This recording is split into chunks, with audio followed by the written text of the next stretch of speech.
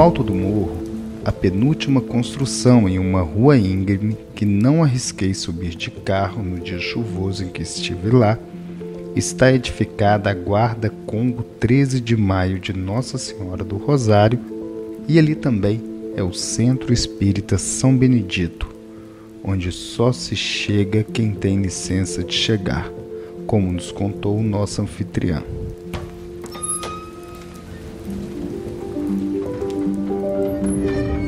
Sobre a porta de entrada da Casa Vermelha, com telhas francesas, há uma placa onde se lê: Salve 13 de Maio, Princesa Isabel. Em seu interior, o telhado foi coberto por centenas de bandeirolas cortadas em tiras. Nas paredes, os quadros de santos dividem espaço com fotografias que contam a história da guarda, tal qual a Via Sacra, em uma cronologia que se organiza a partir da fala da Rainha Isabel, também conhecida por Belinha. Ao fundo, vemos o altar com dezenas de santos. Ao seu lado esquerdo está o trono onde sentou a bisavó, Conceição Moreira. A avó, Maria Cassimira, preta velha do Concórdia, a mãe Isabel, o tio Efigênio e agora a rainha Belinha. Ela nos conta a história de sua família e seu reinado. Minha avó nasceu em 1906 no bairro Angola, em Betim. E esse bairro chama Angola porque ele tinha uma grande concentração de negros angolanos.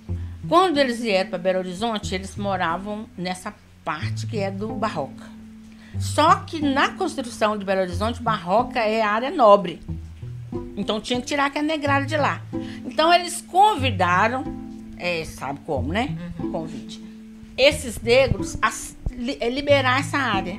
E mandaram eles para cá, para esse espaço que é o Concórdia. Por isso que o Concórdia chama Concórdia. Eles concordaram em vir para cá. Mas eles não tinham outra opção. Tinha que concordar, né? Cada um foi procurando o espaço que ele podia pagar ou ocupar, e assim foi. Cada um fez sua casinha, e dentro da sua casinha, aqueles que queriam continuavam a cultuar suas divindades.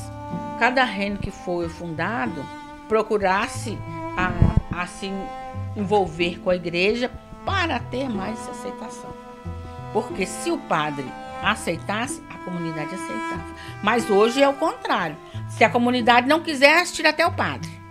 E aí, no nosso caso, o primeiro padre da igreja, ele era altamente contra reinado.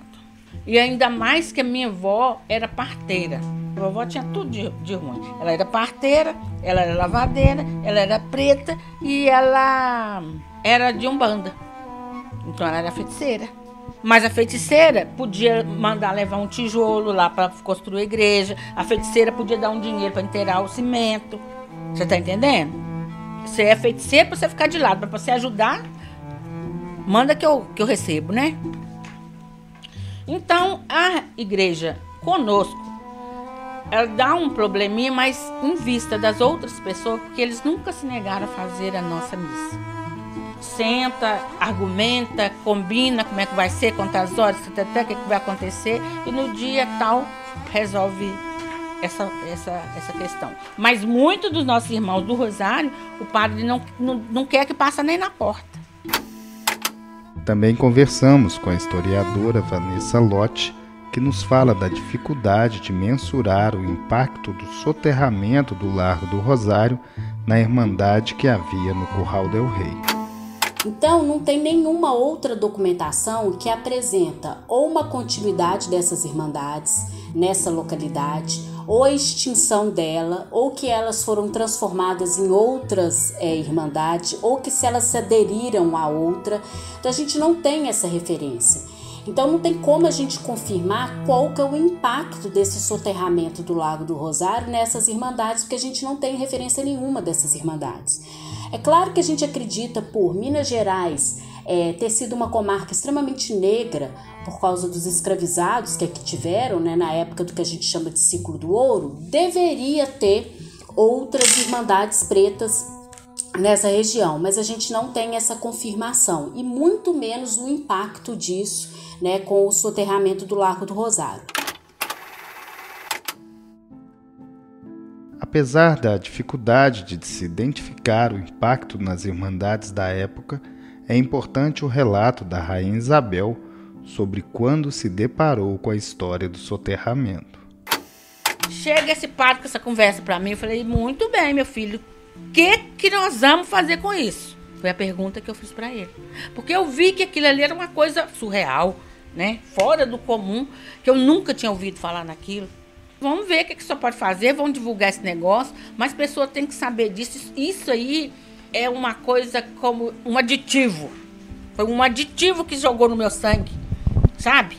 Já na construção de Belo Horizonte, eles já tinham em mente qual seria a área nobre, que era o entorno da contorno. Então, aquela casa de preta, aquela denominação negra, não poderia ficar ali. Então, é uma coisa que as pessoas já faziam e fazem para o apagamento da história negra. E aí, o que eles fizeram? Vamos tirar essa negrada daqui, vamos acabar com esse negócio. E não teve o mínimo respeito e consideração de saber que eram seres humanos que foram enterrados naquele lugar.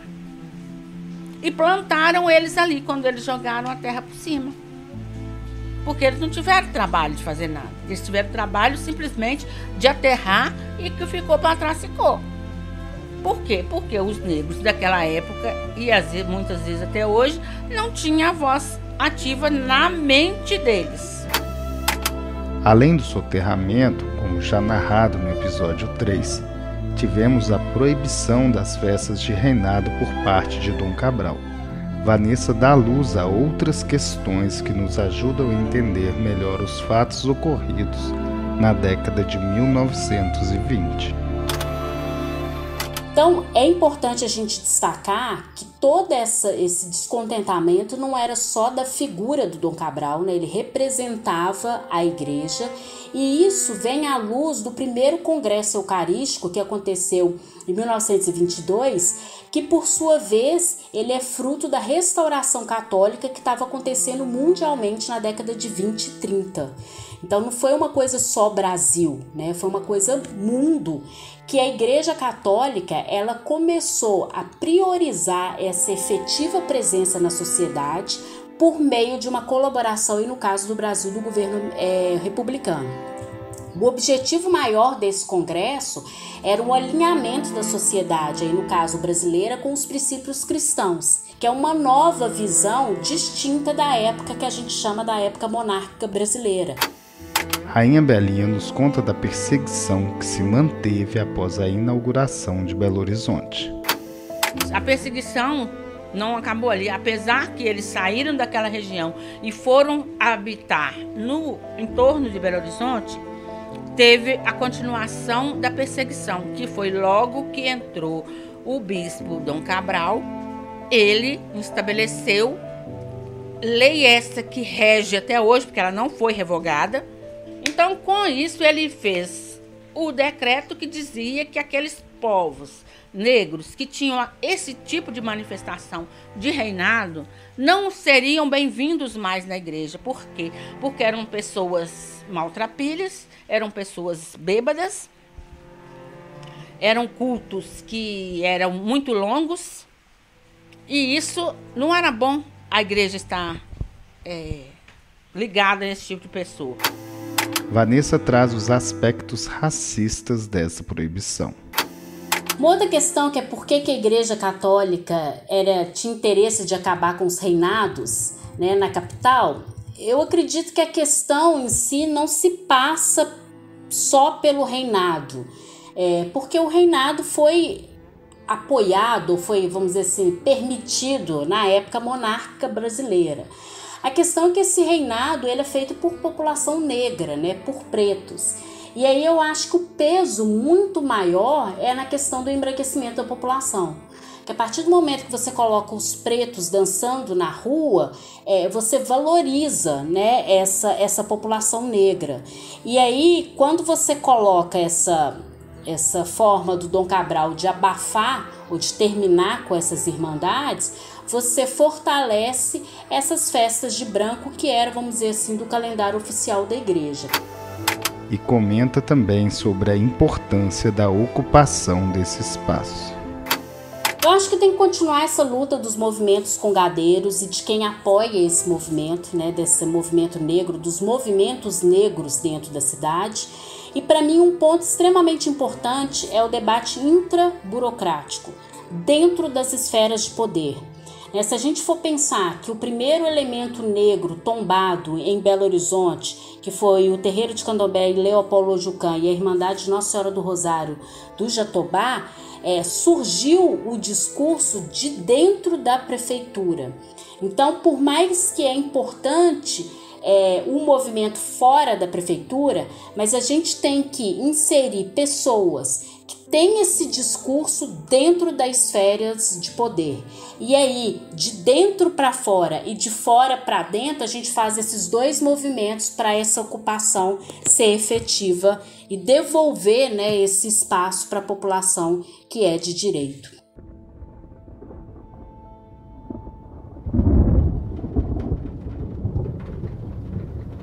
Então isso a gente aprendeu a louvar, a acreditar na Nossa Senhora. Nossa Senhora é do Rosário, porque a Nossa Senhora apareceu no meio das águas coberta de flor. Foi na beira do mar que o negro chorou, ao ver Nossa Senhora saindo das águas coberta de flor. Foi na beira do mar que o negro chorou.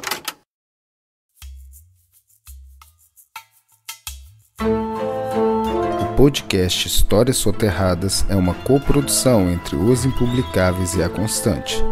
Sou Robert de Andrade, criador e apresentador.